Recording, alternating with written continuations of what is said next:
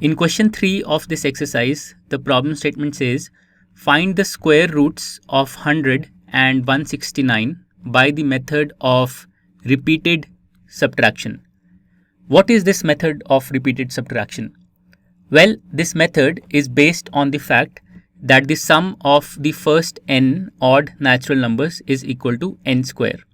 So, if you use this fact in reverse, which means that if you keep subtracting successive odd natural numbers from a perfect square, you should end up at 0.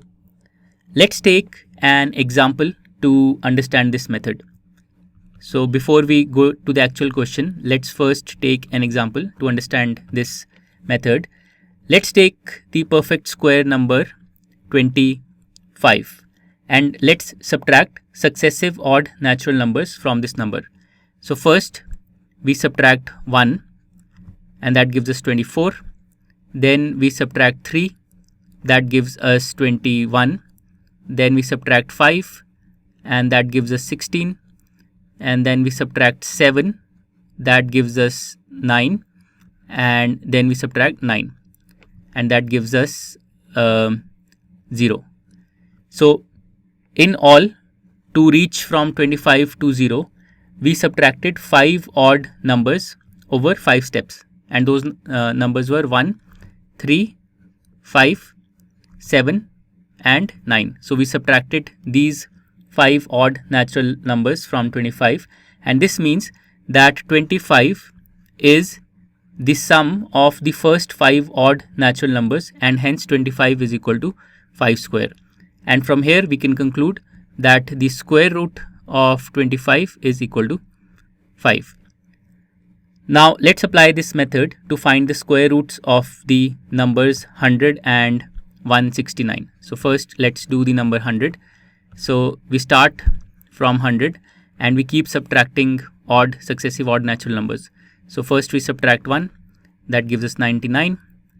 Then we subtract 3, that gives us 96. Then we subtract 5 and that gives us 91. Then we subtract 7, that gives us 84. Then we subtract 9, that gives us 75. And then we subtract 11, and let me write it here. So that gives us 64. And then we subtract 13 and that gives us 51. Then we subtract 15, that gives us 36. Then we subtract 17, that gives us 19. And finally we subtract 19 and that gives us 0. So how many odd natural numbers did we subtract? So we subtracted 1, 2, 3, 4, 5, 6, 7, 8, 9 and 10. So in all we subtracted the first 10 odd natural numbers from 100, and that gave us 0 at the end.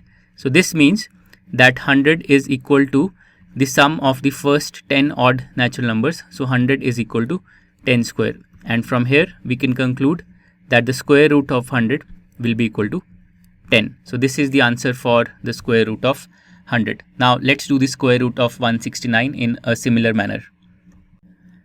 So we have 169 and we start by subtracting 1. So that gives us 168. Then we subtract 3. That gives us 165. Then we subtract 5. That gives us 160. Then we subtract 7. That gives us 153. And then we subtract 9. That gives us 144. And then we subtract 11, that gives us 133. Then we subtract 13 and that gives us 120. Then we subtract 15, that gives us 105. Then we subtract 17 and that gives us 88. Then we subtract 19 and that gives us 69. And then we subtract 21 and that gives us 48. And then we subtract 23 that gives us 25, and finally we subtract 25 and that gives us 0. So from 169 we have gone to 0 by subtracting these successive odd natural numbers. So let's count how many numbers we subtracted. So we have 1, 2, 3, 4, 5, 6, 7, 8, 9, 10, 11, 12 and 13. So we subtracted the first 13 odd natural numbers from 169 to get to 0, and this means that 169 is the sum of the first 13 odd natural numbers, and hence 169 is equal to 13 square. And from here we can conclude that the square root of 169 will be equal to 13. So that completes the second part. The square root of 169 by the method of repeated subtraction we have found to be equal to 13, and this completes question number 3. To learn more about how QMath can help you crack school and board exams, explore QMath Leap, a live online classroom program run by highly experienced and committed teachers.